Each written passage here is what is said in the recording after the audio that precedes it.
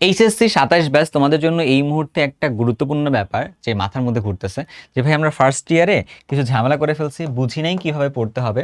তো তার আগেই আমরা ইয়ার ফাইনাল পরীক্ষাটা দিয়ে ফেলছি বা দিচ্ছি, আমরা রিয়েলিটি চেক অলরেডি পেয়ে গেছি। সো রাইট নাও আমাদের একটা কাম ব্যাক দেওয়া উচিত, যাতে করে আমরা কিনা এইচএসসি পরীক্ষাতে যেমন এ প্লাসটাকে পাইতে চাই, এ প্লাসটা পাইতে চাই, পাশাপাশি আমরা এডমিশনের মধ্যে ভালো করতে চাই। এটা হচ্ছে আমাদের টার্গেট। তাহলে কিভাবে এটা করা পসিবল এই মুহূর্তে? টু বি স্পেসিফিক যদি বলি, ভাইয়া দেখো, অলরেডি তুমি তোমার জীবনে অনেক মূল্যবান একটা সময় চলে গেছে আর কি, তাই না? ওই সময়টা বুঝে উঠতে পারো নি, বাট ওই সময় তোমার কাছে এক্সপিরিয়েন্স আছে না, যে এক্সপিরিয়েন্সের মাধ্যমে তুমি এতটুকু জানো যে তুমি কোনটা পারো না, তুমি কেন পারো না, এগুলো তো তুমি জানো, রাইট? তো এই জিনিসগুলোকে আমরা এবার এনক্যাশ করব, করে আমরা সামনের দিকে আগাবো, অ্যান্ড করে আমরা ভালো করতে পারবো। তাহলে কি করতে পারি? ফার্স্ট অফ অল আমার কাছে মনে হয় একটা জিনিস তুমি চিন্তা করে দেখো। ফার্স্ট অফ অল আমাদের কাছে একটা জিনিস মনে হয়, আচ্ছা এখানে লেখা যাচ্ছে না, আমরা এটাকে ব্যাকগ্রাউন্ড করার কারণে আমি একটা কাজ করি, এখানে লেখা নেই। হ্যাঁ, তুমি যে কাজটা করতে পারো এই মুহূর্তে, যে ভাইয়া দেখো ভালো করে চিন্তা করে দেখো একটু, সরি, আচ্ছা আমরা এখানে লিখতেছি। ধরো তুমি এই মুহূর্তে কি করতে পারো, তোমার কাছে এই মুহূর্তে যে কাজটা হইতে পারে যে তুমি আবার যেভাবে পড়তেছিলা তুমি সেভাবেই পড়তে থাকবে আর কি। হ্যাঁ, মানে তুমি আগের মতো করেই চলবা। তুমি এক মুহূর্তে করতে পারো আগের মতো চলতে পারো, আগের মতো চলবে, এটা তোমার কাছে একটা অপশন হইতে পারে, আগের মতো চলবে। 2 নম্বর অপশনটা হতে পারে যে কিছু চেঞ্জেস আনবা। হ্যাঁ, আগের মতো না চলে কিছু চেঞ্জেস আনবা, কিছু চেঞ্জেস নিয়ে আসবা এবং তার মাধ্যমে তোমার সামনের দিকে তুমি ভালোভাবে আগাইতে পারবে, তাই না? আচ্ছা, কিছু চেঞ্জেস আসবে বলতে কি আমার কাছে মনে হয় আগের মতো চলে গিয়ে তোমার খুব একটা বেনিফিট নেই। কেন? কারণ তুমি যেভাবে চলতেছিলে ওভাবে তো আসলে তোমার কনফিডেন্সটা আসে নাই। তো রাইট নাও তোমাকে একটু ডিফারেন্টভাবে একটু আগাইতে হবে। তো কিছু চেঞ্জেসগুলো আসলে কী রকম? কিছু চেঞ্জেসগুলো হচ্ছে ব্যাপারটা এইটা, তোমার কাছে আছে ধরো ফার্স্ট পেপার, আমরা ফার্স্ট পেপার, সেকেন্ড পেপার এভাবে চিন্তা করে আগে একটু আমরা ফার্স্ট পেপার প্লাস ধরলাম যে সেকেন্ড পেপার। এখন তোমার ঝামেলা কোথায় থেকে গেছে? তোমার ঝামেলা থেকে গেছে হচ্ছে ফার্স্ট পেপারে। তোমার ফার্স্ট পেপারটাকে আবার একটু পড়তে হবে একাডেমিক স্টাইলে, পাশাপাশি এটাকে আবার রিভিশন দিতে হবে, তাই না? এটা হচ্ছে একটা ব্যাপার। বাট সেকেন্ড পেপার যেটা আছে এটা আবার রিভিশন না, সেকেন্ড পেপারটাকে আবার হচ্ছে ধরো একাডেমিক স্টাইলে পড়া লাগবে, যাতে করে আমাদের কাছে কোনো টপিকে আর ঝামেলা না থাকে। তাহলে এটাকে রিভিশন দিতে হবে, এটাকে আসলে একাডেমিক স্টাইলে পড়তে হবে। সেক্ষেত্রে এবার এই দুটা কাজই আমাকে করতে হবে খুবই কম সময়ে। এই কাজ দুটো করা লাগবে খুবই খুবই কম সময়ে। এখন তো ভাইয়া ঝামেলা, তাহলে খুবই কম সময়ে করা লাগবে, রিভিশন দেওয়া লাগবে, একাডেমিক করা লাগবে। এই কাজটা কেমনে করব, অ্যান্ড কেন এই কাজটা আবার করা লাগবে? কারণ হচ্ছে তোমার এই মুহূর্তে তুমি কোথায় আসো? এই মুহূর্তে তুমি দিলা হচ্ছে ইয়ার ফাইনাল পরীক্ষাটা দিলা,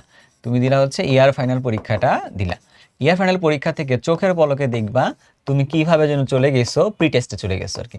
অ্যান্ড প্রি টেস্টটা শেষ না করতেই তুমি চলে যাবা হচ্ছে টেস্টে চলে যাবা, বুঝছো?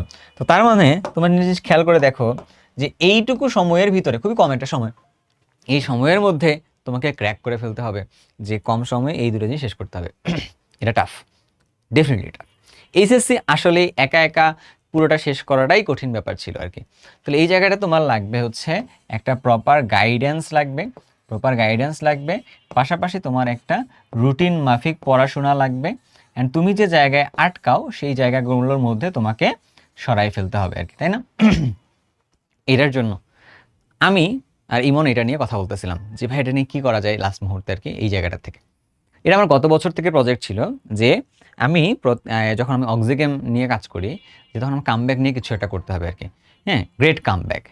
গত বছর আমি এটা ব্যাটেল গ্রাউন্ড নামে একটা কাজ করছিলাম 26 ব্যাচ এবং 27 ব্যাচের মাঝখানে, যে ব্যাটেল গ্রাউন্ড টাইপের হবে, যে 27 ব্যাচ ওই ব্যাটেল গ্রাউন্ডে খেলতে পারে হচ্ছে যে জাস্ট বেসিক ক্লিয়ারেন্সের জন্য, কিন্তু 26 ব্যাচ খেলতে পারে হচ্ছে কামব্যাক দেওয়ার জন্য। সো দুইটাই কিন্তু কোনো একটা জায়গায় মার্চ করে। তো ওই মার্চ করা নিয়ে একটা ছোট্ট কোর্স ডিজাইন করা যায় কিনা।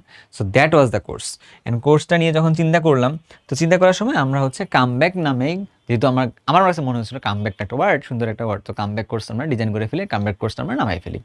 এইচএসসি 27 ব্যাচের জন্য এইচএসসি ক্র্যাকার্স, তোমাদের যদি দেখা দিব আমি পরে, সমস্যা নাই। এইচএসসি ক্র্যাকার্স যে ওয়েবসাইটটা আছে, ওয়েবসাইট অ্যান্ড অ্যাপ, এখানে তুমি যদি যাও, গিয়ে তুমি দেখো এইচএসসি 27 ব্যাচের সেগমেন্টে যাবা, গিয়ে তুমি দেখবা তোমাদের জন্য কামব্যাকের উদ্দেশ্যে ফিজিক্সে এবং কেমিস্ট্রিতে কোর্স প্লেস করা আছে। এইটা তোমাদের কাছে আমরা কেমিস্ট্রিতে কীভাবে শেষ করব এটা একটু বলে দিই। টু বি স্পেসিফিক কেমিস্ট্রির কথা বলতেছি, আমি হচ্ছে যে এইটুকু একটু মুছে দিই, হ্যাঁ আমি এইটুকু একটু মুছে দিই, দিয়ে এখানে লিখি আর কি। হ্যাঁ, তো কেমিস্ট্রিতে আমরা কীভাবে শেষ করব? কেমিস্ট্রিতে আমরা মাত্র 35টা লেকচার নেব, 35+ লেকচার। এই লেকচারের মধ্যে আমরা first paper and second paper শেষ করব। কীভাবে শেষ করব? ফার্স্ট পেপারটাকে আমরা রিভিশন স্টাইলে শেষ করব, সেকেন্ড পেপারটাকে আমরা আসলে একাডেমিক স্টাইলে শেষ করব। সেকেন্ড পেপারটা দিয়ে আমরা শুরু করব, কারণ অনেকগুলো কলেজে তো সেকেন্ড পেপারটা মাত্র শুরু করবে ইয়ার ফাইনাল পর থেকে, সেখানে এইটা। তো 35টা লেকচার শুধু পাইলেই হবে না, এখানে আর কি কি পাবা তোমারে বলি। দেখো 27টা প্লাস তুমি হচ্ছে রিভিশন ক্লাস পাবা, যা কিনা তোমাদের 26 ব্যাচের ভাই আপুদের জন্য ছিল। আবার তোমাদের জন্য এমসিকিউ ডেডিকেটেড 10টা চ্যাপ্টারে 10টা ক্লাস তোমরা পাবা, যা কিনা ছিল তোমাদের কার জন্য ছিল? তোমাদের 26 ব্যাচের ভাই আপুদের জন্য ছিল। তার মানে এই সবগুলো যোগ করলে কত হয় তুমি এখন বুঝে শুনে হিসাব নিকাশ করে নাও, আমার কোনো সমস্যা নেই। তো এই সবগুলো ক্লাস তুমি পাবা। তো তোমাদের জন্য আমার টার্গেটটা হচ্ছে তুমি 35টা ক্লাসে আগে থাকো, তবে রেকর্ডেড আকারে এইটা অ্যান্ড এটা তুমি পেয়ে যাবে আর কি।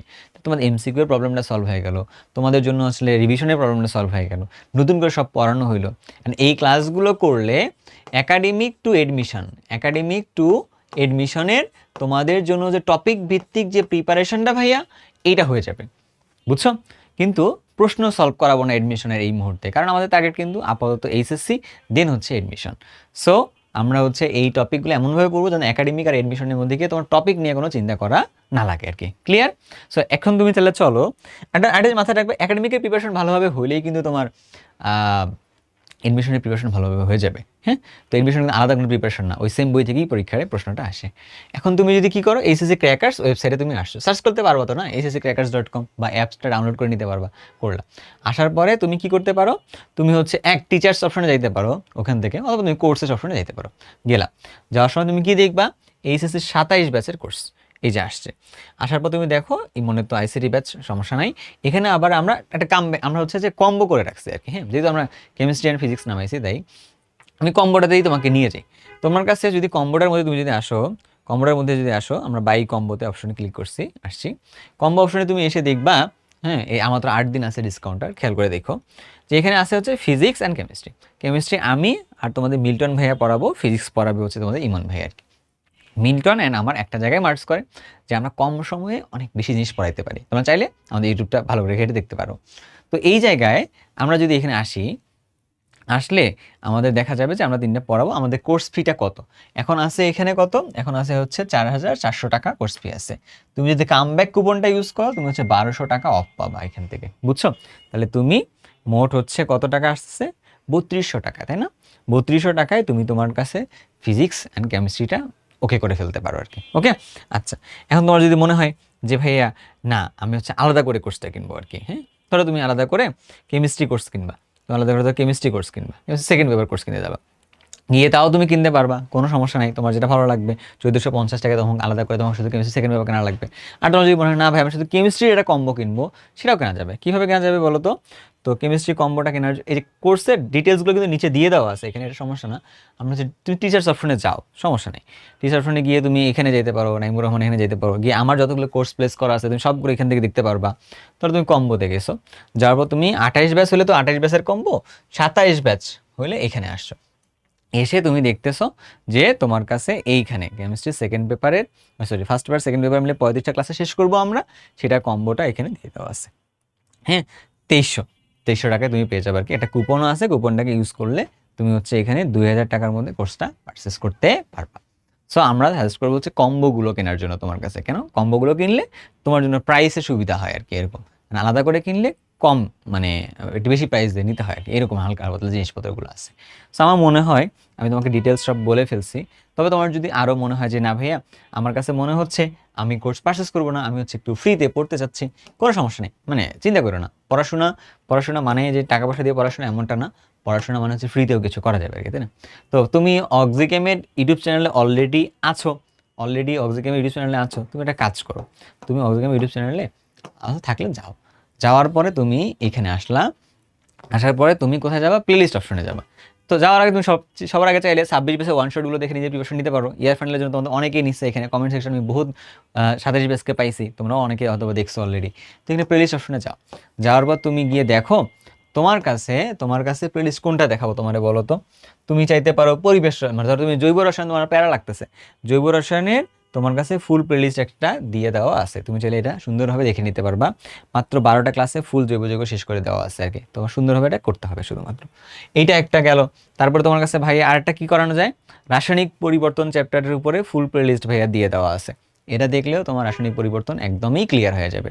তার মানে ভাইয়া কিন্তু অনেক পরিবেশ রসায়নটাও দিয়ে দেওয়া আছে। তো মানে মোটামুটি চেষ্টা করছি ভাইয়ার জায়গা থেকে যতগুলো রিসোর্স ফ্রি করা যায়, মাত্র 3টা চ্যাপ্টার ফ্রি রিসোর্স দিয়ে দেওয়া আছে। আরও অন্যান্য চ্যাপ্টারগুলো ভাইয়া ফ্রিতে দিয়ে দেবো, কোনো সমস্যা নাই। ফ্রি কোর্স অ্যান্ড পেইড কোর্সের মধ্যে পার্থক্য কি জানো? ফ্রি কোর্সে কমিটমেন্টটা কম থাকে, মানে কমিটমেন্ট কম থাকে মানে আমি ধরো তোমাকে বলছি আমি দিয়ে দিব, বাট আমি অনেক দিন পরে আস্তে ধীরে দিয়ে দিয়েছি আর কি।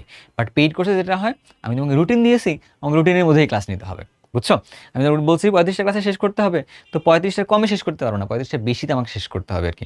তোমাকে যে সময়ের মধ্যে শেষ করতে চাইছি ওই সময়ের মধ্যে শেষ করতে হবে আমাকে, এরকম কিছু একটা কমিটমেন্ট কাজ করে। So that's why if you want commitment and regularity then you should go for a paid batch. অনলাইনে পড়াশোনা ভালোভাবে করা পসিবল, ভালোভাবে করা যায়, কিন্তু ব্যাপারটা হচ্ছে কি তোমাকেও যেমন লেগে থাকতে হবে, আমার দিক থেকেও চেষ্টা থাকতে হবে আর কি।